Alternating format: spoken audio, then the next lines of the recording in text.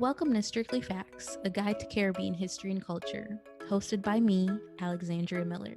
Strictly Facts teaches the history, politics, and activism of the Caribbean and connects these themes to contemporary music and popular culture.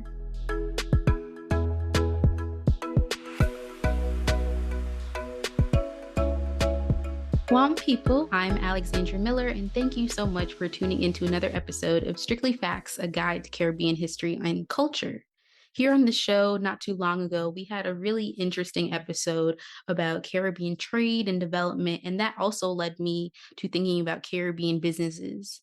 And when I say Caribbean businesses, I definitely mean Caribbean-owned businesses, not foreign-owned businesses doing work or business in the Caribbean.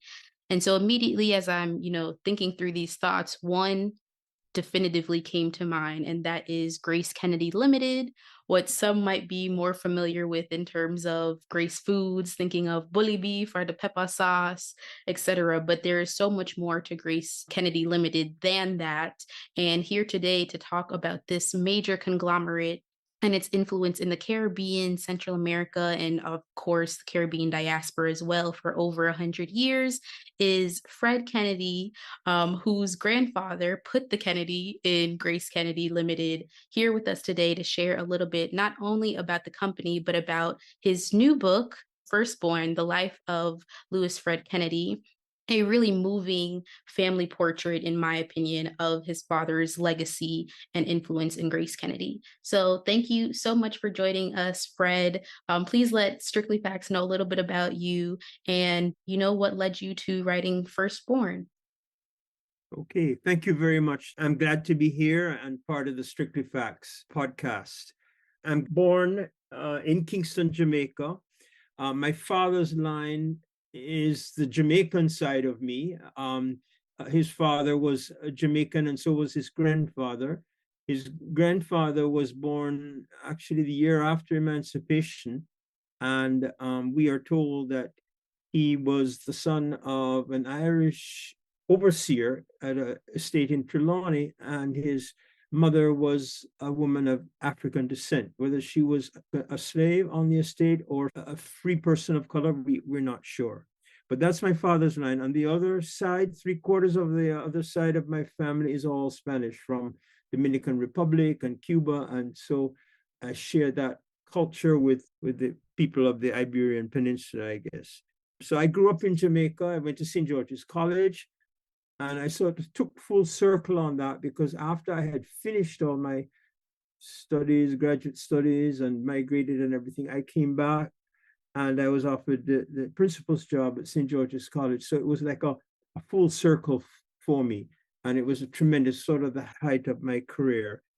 I went to the University of the West Indies, and that was during the Michael Manley era. And I think it influenced me tremendously. It was, to me, sort of the renaissance of Caribbean literature and history. When I went through high school, a lot of the curriculum was sort of Eurocentric. So here we were studying African literature and Jamaican and Caribbean history and literature. And so that had a tremendous influence on me. I went into teaching, different from what my family and my dad and my older brother had embarked on. But it seemed to be that was my passion. And fortunately enough, fortuitously enough, I met my wife-to-be in my first teaching job at York Castle High School in Brownstown in 1973. So all is good, and we're together after 50 years, and we have 3 beautiful girls and grandchildren. We both pursued teaching. And I went on to graduate studies at the University of Toronto, got my doctoral degree, and then I was offered this job to come back and head up St. George's College, which was just quite amazing. After that, I retired sort of early. I didn't really want to go back into administration in Canada. So I had taken a leave of absence, and that's when I wrote my first book, which was Daddy Sharpe, which is the story of the national hero of Jamaica, Samuel Sharpe. So, and then I started volunteering for NGOs, Pace Canada, and also then in 2014 was appointed as a director of the GraceKennedy Foundation. And that was like a full circle too. It's as if I was coming back into the fold of Grace Kennedy and the business, and it enabled me to have some influence there in terms of influencing change within Jamaica with its projects. So that is sort of my story in brief. Maybe not so brief. I think the spanning the history, I think, is important as we are sort of organizing how we came to be in certain things. So I think it's definitely a necessary part of how we understand how you even came to write this book. But before even getting to the book, I will say, for those who are not familiar with Grace, could you give just a brief synopsis of the origins of Grace Kennedy for our listeners, and even how you think Grace Kennedy has shaped and impacted Jamaica, the Caribbean, and its diaspora? A lot of people know that last year, 2022, was the centenary of Grace Kennedy. It was founded on Valentine's Day, the 14th of February, 1922. And it was formed by two gentlemen, my grandfather, Fred William Kennedy, and a medical doctor, Dr. John Johnston Grace. It's interesting how these two gentlemen got together. Just prior to that, in 1917, towards the end of the First World War, my grandfather had worked for the United Fruit Company for a long time and had been very successful. He was appointed the manager of the Montego Bay agency, which was one of the largest United Fruit Company agencies in Jamaica. But he felt that there was time to change, to go off on his own. So he applied for a managerial position at a company called Grace Limited, which was a subsidiary of the large international conglomerate of W.R. Grace. They were huge. They had shipping lines. They had over 200 subsidiaries across the world. And they had bought a small trading company in Jamaica and incorporated it as Grace Limited. And Michael Grace, one of W.R. Grace's nephews, a young man, was brought out from England to head up Grace Limited and hired my grandfather, Fred William Kennedy, to be a manager of that. He did extremely well, but Michael Grace died prematurely. And W.R. Grace didn't want to give up the subsidiary initially. So they brought out Dr. John Johnston Grace, who was the founder of Grace Kennedy, out from England. He was Michael Grace's eldest brother. And he and my grandfather headed up this company, Grace Limited. There was a recession in 1921 in the United States. And as a result, W.R. Grace and company wanted to get rid of some of their subsidiaries around the world. So Fred William Kennedy and Dr. John Johnston Grace put up some money and made an offer to purchase Grace Limited. And that became Grace Kennedy Limited. It was a small company. They put up, I think, £25,000 of capital. There was 250 shares issued at £100 each. And it was mainly owned by the Grace family. But my grandfather also had a substantial stake in the company.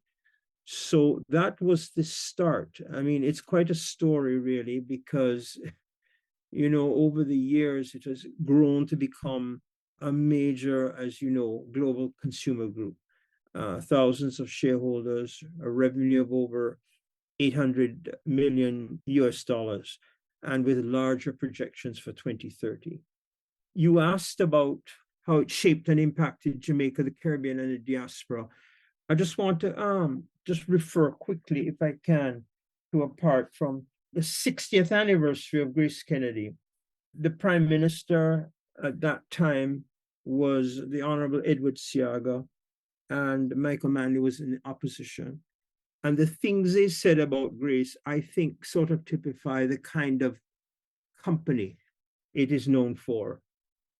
This was from Most Honorable Flores Hill Glassfold. He said, the name of Grace is a household name in Jamaica's shopping. Over all these years, the company brought a quality of service to their customers that has earned them unqualified respect. And from Mr. Seaga, he said, Grace has become well known for its corporate citizenship, its sponsorship of cultural activities, its willingness to spare senior executives to assist the national effort, its involvement in programs to assist to the young and handicapped. These are all characteristics of the way the company has discharged its social responsibility. And Michael Manley had some similar views as well. So I think really it's quite amazing, and it's a unique story, really, the kind of reputation that Grace gained over 100 years in terms of the quality of service that it offered, its corporate citizenship, its excellence of governance. It's won several awards in Jamaica. And it's sort of a belief in Jamaica and a sort of a feeling of nationalism. Carlton Alexander had the famous saying that said, "What is good for Jamaica is good for Grace Kennedy." And that has remained as well. You know, one of the most poignant parts in thinking of the history of Grace Kennedy and how it's shaped Jamaica is, you know, even back to its start, as we now know, you know, over 100 years ago, there are so few businesses today that still exist from that 1920s period, just because of the world wars and all of the history of that early 20th century. So Grace, as you've noted, has played a tremendous part in the evolution of Jamaica. And to the point of your book, Firstborn, your father's legacy played and shaped, I think, well over 50 years of the development of Grace Kennedy. So turning particularly to your father's story, I think one of the, you know, most important parts or significant points for me reading it as a historian was the fact that he experienced so many different versions of Jamaica, right? Pre and post independence. And so in that, I think his experience as a leader in Grace Kennedy from the very beginning, what were his formative years like? And how do you think his perspective in seeing these different versions of Jamaica shaped his outlook in business and Jamaica? That's interesting. You know, he was a bit of a rebel from when he was very little.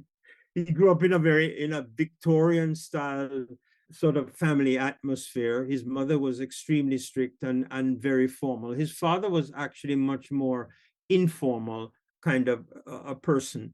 And I don't know whether he got some of those traits from his dad, but he was always known as a troublesome boy, and he'd always get the strap from his father when he came home from work. He didn't do that well in school. He was very impatient. He was bright, but he didn't have very much patience with schoolwork and so on. So there was that streak very early in life. I think one of the formative influences in his early life was the Jesuit education that he received, both at St. George's College, and then he had the advantage of going abroad to Holy Cross College. He was very young. He graduated from St. George's College at age 14. He was too young to go. He spent a year teaching Spanish at St. George's, then was admitted to Holy Cross College. But he always boasted and talked about his years there. And I think they served him in two ways. One was his ability to relate to people of other cultures. It broadened his mind incredibly. So when his father died, one of his challenges was being able to travel abroad and regain some of those contracts of principles abroad. I believe, and he always said, that his experience abroad broadened his mind and enabled him to relate and know how to conduct business outside of Jamaica. The other advantage he also saw of his education was that he believed in a liberal arts education and a Renaissance education. He said you didn't have to be really trained to do business.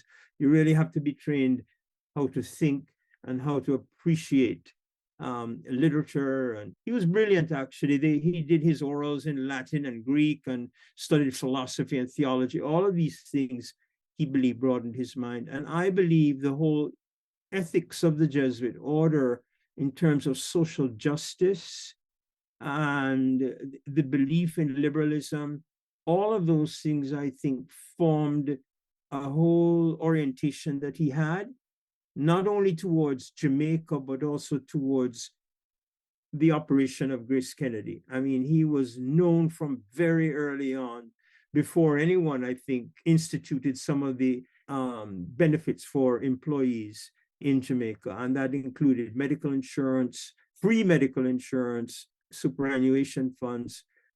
So he was ahead of his time in that regard.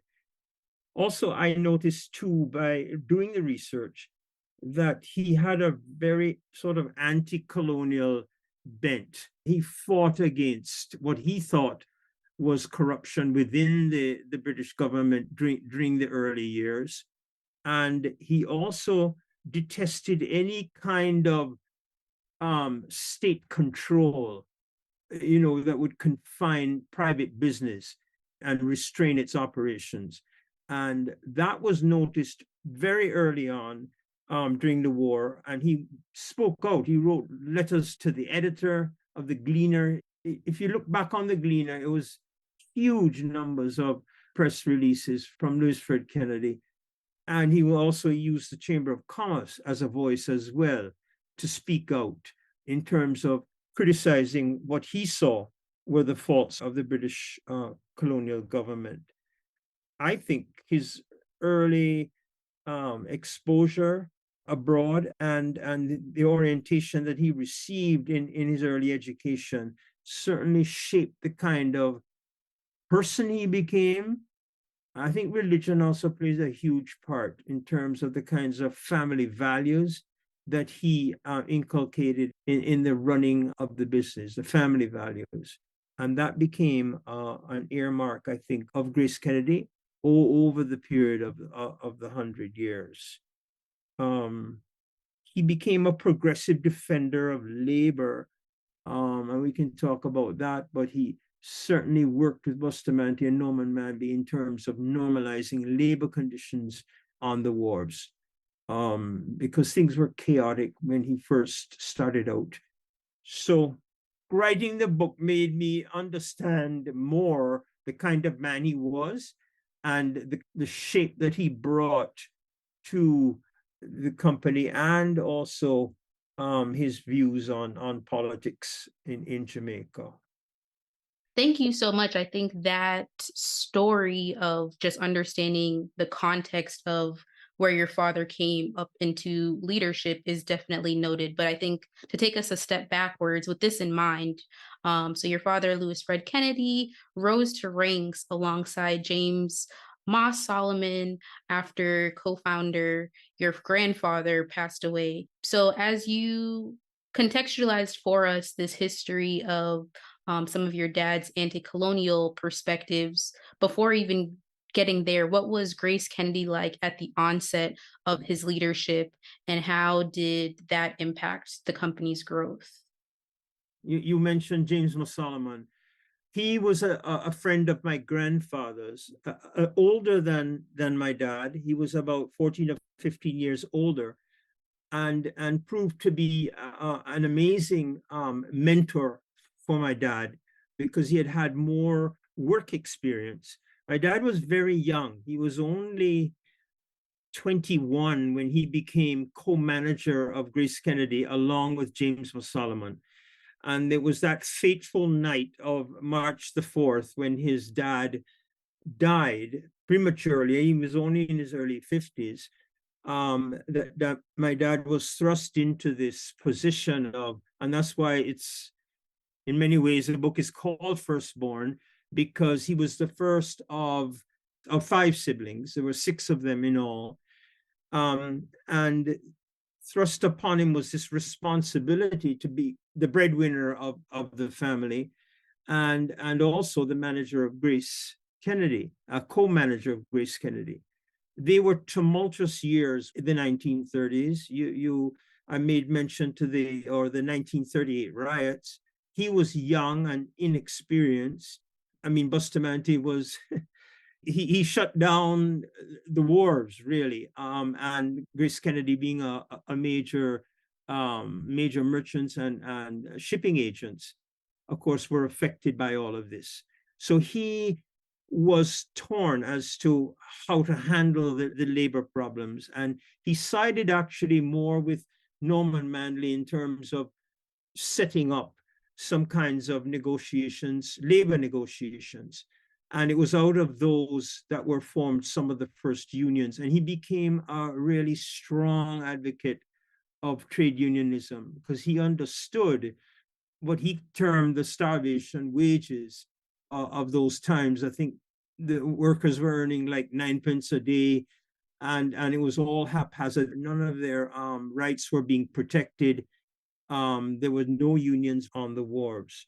So I think the real change in Dad and also in the company, for that matter, happened in 1947. Dr. Grace retired. He was an elderly gentleman. And my dad was appointed governing director and chairman. So he became in charge. And I don't think it's a coincidence that right after that, you see in the history of GraceKennedy, the institution of employee shares, for example. Remember, it was a family company with a concentration of power within a small group. So it was amazing how he conceived of the stake ownership by employees as at a very early stage in the development of the company. He also instituted employee schemes like free medical care and life insurance and also superannuation schemes. These were unheard of, really. So he was really ahead of his time. In terms of shaping the company's future, he was a visionary. He saw that Jamaica should reach beyond its own borders. And from the 1950s, he established GraceKennedy subsidiaries abroad in Montreal, in Rotterdam, and in the UK. His love was shipping, really, the shipping side of the business. And he founded Kingston Wharves Limited right after the war in 1945. And that, of course, had a lot to do with influencing the national development of Jamaica. He diversified the business, and he was very aggressive. He was not like me, but he was a type A personality. He was highly competitive. People used to call him Tiger, I think, in the business world. And so he had the will and the stamina to take risks. And I think acquisitions and mergers were a big part of the growth of GraceKennedy. And he was smart, so he didn't really acquire companies that were going to flounder or not do well. And he had a understanding and a great sense of governance structure. So by the time the company had expanded by the 1960s, he had divided the company into divisions, and these included insurance and real estate, trading companies, shipping, manufacturing, overseas operations, and finance. So it became a very much more sophisticated sort of operation and had grown exponentially, even between 1947 when he took over and the 1960s. I haven't got into the whole family thing, but that's a whole other story about, my grandmother and how he utilized the talent within his families to build the company. But that changed, and we can talk about that and why it changed towards the end of the middle of the 1970s. We touched on a few points already in that, I think, particularly to labor, to anti-colonialism. You referenced Bustamante, you referenced your dad's writing in The Gleaner, things of that nature. And so part of your father's legacy in really founding GraceKennedy, and through the early years from the 40s to the tail end of his career included the local turmoil around labor, as we talked about, but as well as, his part in the legislature, in the Chamber of Commerce, etc. And so as Jamaica moved forward, since we last touched on the 60s and 70s, into at being an independent nation. What were your father's views on the evolution of Jamaica and it moving to its own nation? It's interesting that politics wasn't talked about a lot in the home, but I could tell from my conversations with him that where his leanings and political views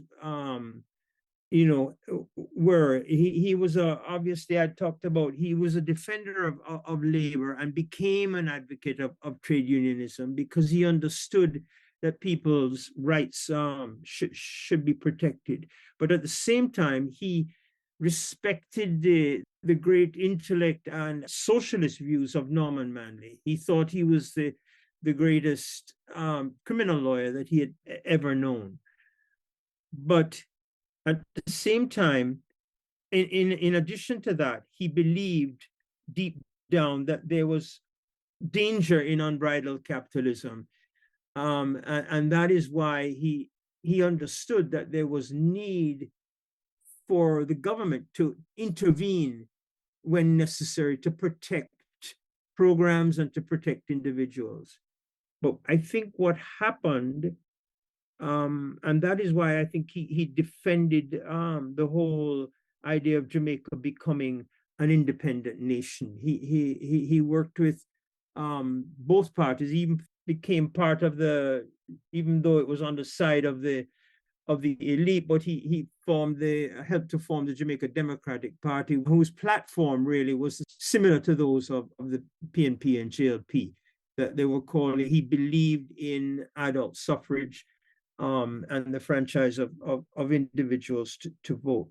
But what happened, I think, though, during the Manley period, even though he supported many of Michael Manley's views of an egalitarian society, he felt that he pushed the envelope too far, that he frightened private capital.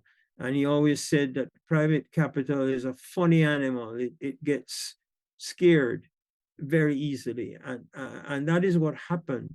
Manley transformed Jamaica in ways that needed to be done. But at the same time, the country went broke and he lost people. People migrated in droves to Miami and to Canada. And that theme of his surfaced very early on during the war years, where he objected vehemently to government control over industry.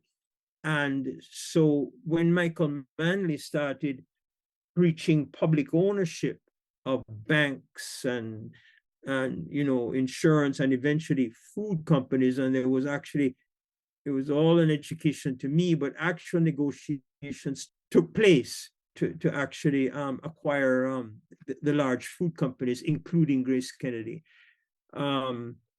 So it was at that point then that he, parted ways with any kind of socialist platform. In many ways, it's a story of the dynamics and the struggle between, a belief in private enterprise and to what extent should governments protect the rights of individuals. And he always thought that there should be that balance, and he thought that Michael Manley really sort of tipped the scale in that regard.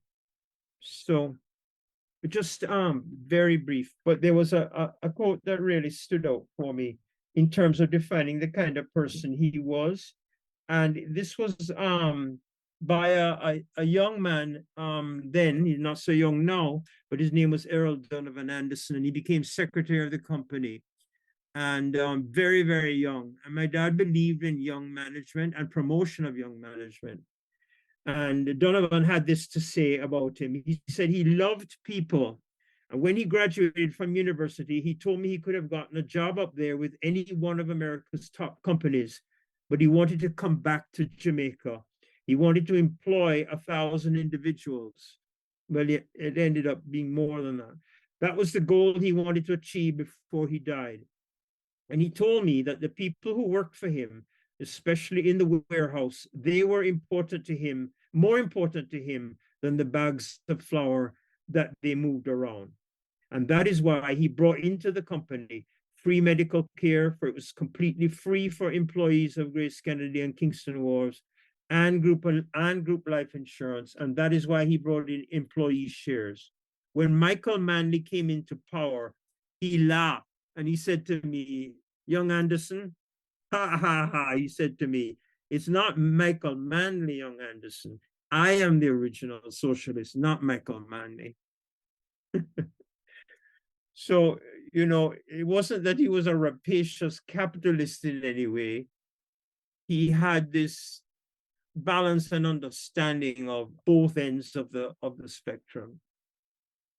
I do remember reading that part and laughing and thinking, wow, it is true. At that time period, how many companies were offering free healthcare and things of that nature, right?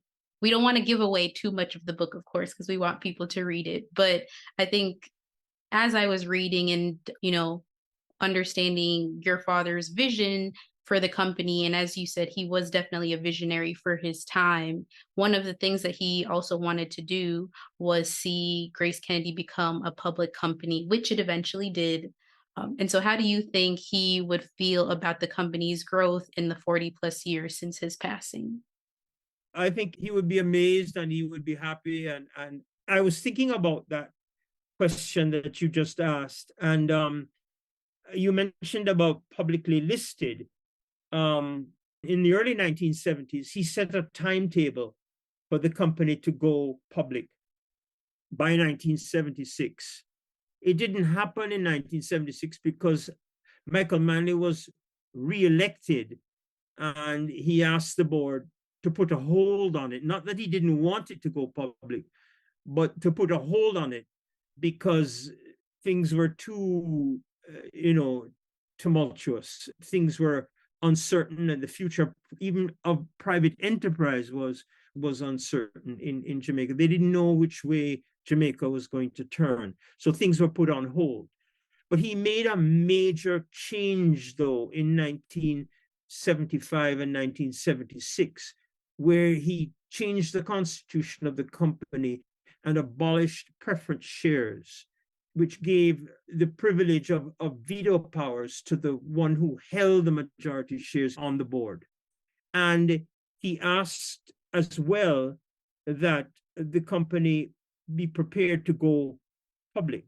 So the shares were converted to stock units of $1 from $200, so that they would be able to be traded more easily on the stock exchange. It was a big decision. You can imagine he was parting with tradition because he had inherited these preference shares from Dr. Grace, because Dr. Grace held the preference shares. And it was a family company where the majority shares were held by the Kennedy family. So by opening it up, he understood that not only the nature of governance, but the nature of ownership would change with time.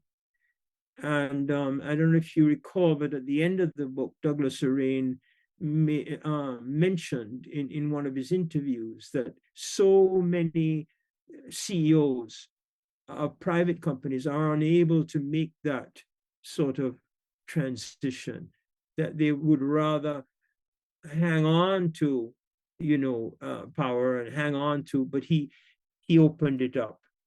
So that is one thing he would be happy for, is that the company went public and prospered as a result of its increased accountability in the public eye, and that Jamaicans at large and people around the world would have an opportunity to buy stocks in the company. Banking and insurance is a huge division of the company now. Raf Diaz, in his interview, said, "Your father told me," he said, "I want you to own a bank one day for GraceKennedy."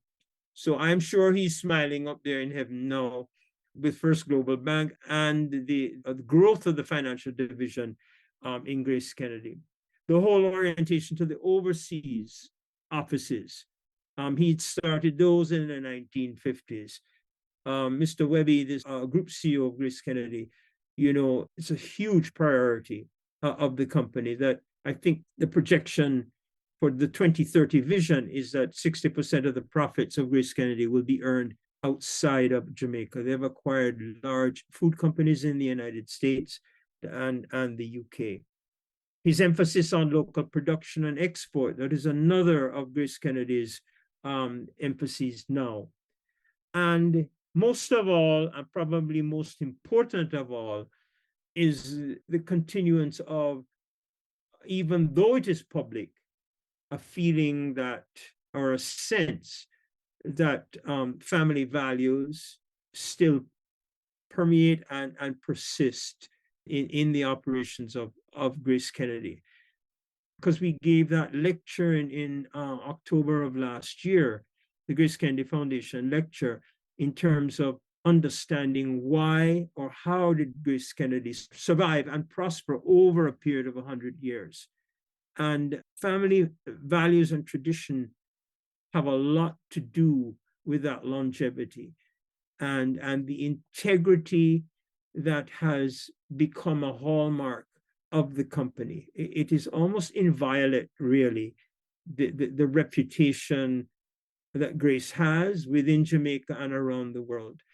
I don't want to talk politics, but given all the corruption that you read about in different sectors of society, GraceKennedy really stands out as a paragon of those essential values that I think are at the core of why it has survived and prospered over a century.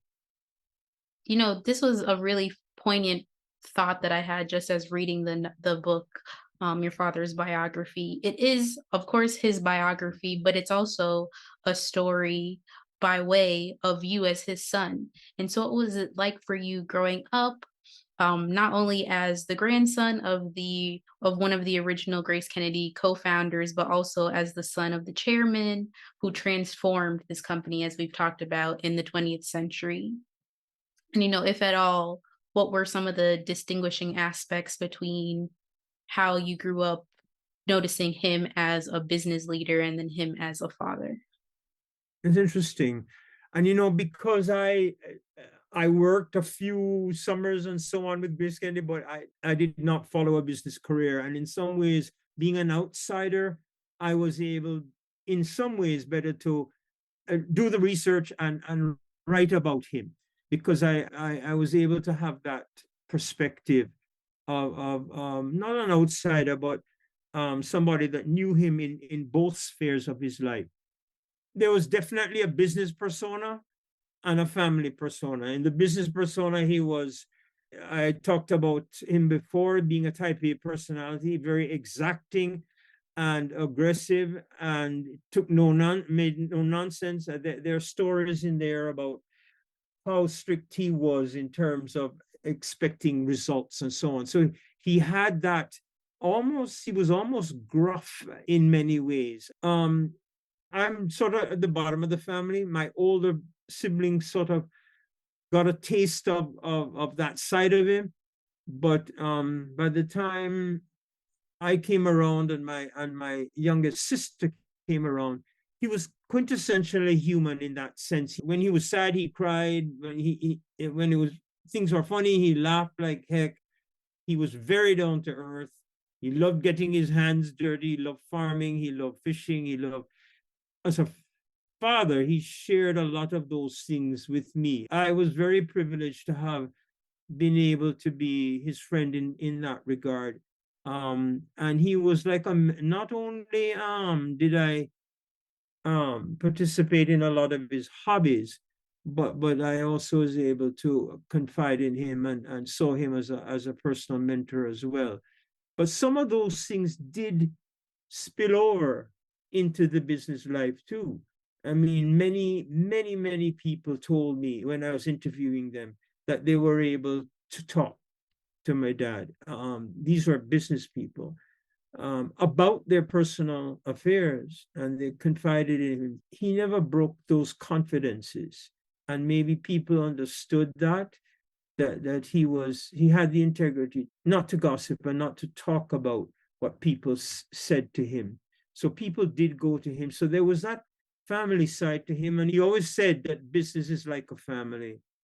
It should have the same kinds of values. You should treat your employees the way you treat, family members. And he even said that finances are actually the same too. If when you run your finances of a family, it's the same as running the finances of a business. Never spend more than you earn, and don't borrow too much, and all of those sort of principles. And he was able to explain things in very clear, succinct terms. So there were definitely two sides to him, but I think characteristics of each persona spilled over into the next and made him a sort of a kind of a very interesting person.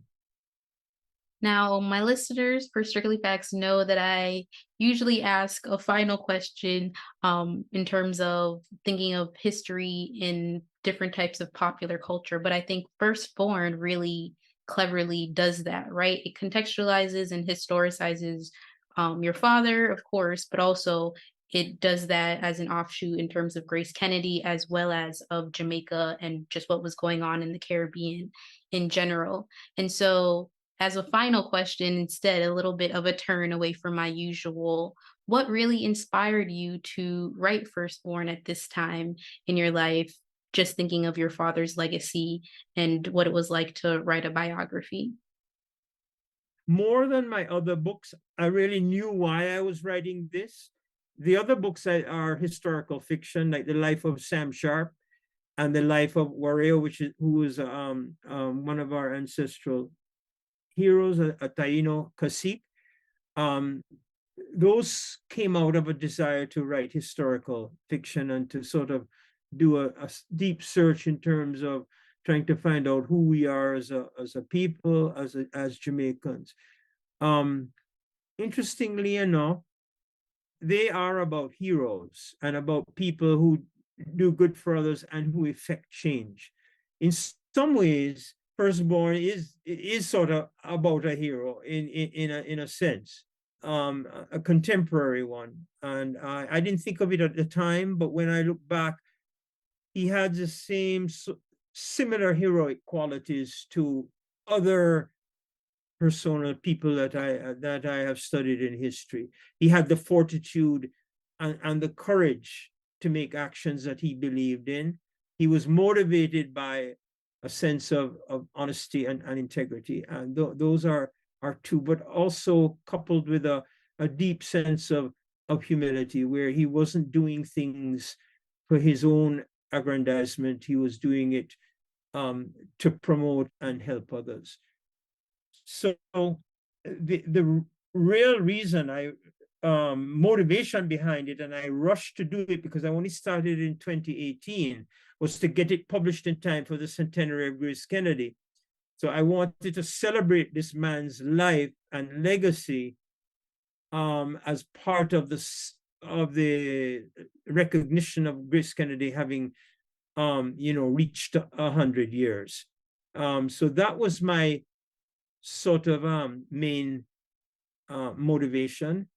But behind it all, it became bigger than that. And I don't know if I mentioned to you, but the book has won a gold award, from Nonfiction Authors Association, which is an American association based in California. But what it meant to me really was that it had obviously some universal appeal beyond Jamaica. I don't know if any of the critics and judges who read the book were Jamaican. I doubt it, but maybe they were. But obviously, it resonated with those outside of our culture. And that is a tremendous thing to think about, that our Jamaican stories can, go abroad and can reach and resonate with others beyond our borders. So it's been a tremendous thing. They say that memoirs should be written with love and forgiveness. and you want to be like any writer. You want to be as true to your memories and to the actions of others as possible. It is a very personal journey, obviously, because I discovered stuff about myself too. But I didn't want to put that stuff in there as much because it wasn't about me, it was about my dad. It's funny, if there's any advice to writers out there, I think you should always go by your gut instincts. Follow your gut instinct. Everyone has a story to tell. And when you've told it, don't always listen to everybody. That, one of the editors told me I should take out all the parts in the book that are in italics. And those parts in italics are those recreations of interactions that I had with my dad. Well, a lot of readers have told me that they found that was a big part of the human story, that they were able to see the connection between father and son. I said, no way, I'm not going to take them out. And so there you have it. I agree. I thought those were beautiful, just ways to balance both you seeing him as and writing his biography, but also your interactions with him as his son as well. So, all that being said, thank you so much, Fred, for joining us for this amazing conversation. For our listeners, I will, of course, link where you can pick up a copy of this really necessary book, I think, just for Caribbean history in general. Also, it's summer, so, I'm always a big one for looking for summer reads. So definitely a Strictly Facts recommendation here.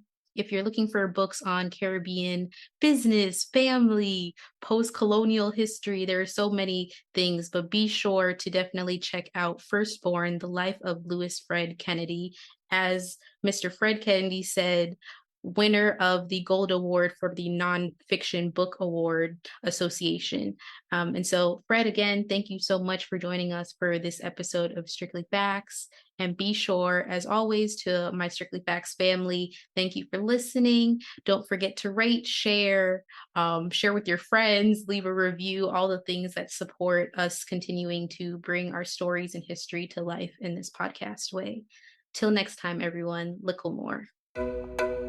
Thanks for tuning in to Strictly Facts. Visit strictlyfactspodcast.com for more information from each episode.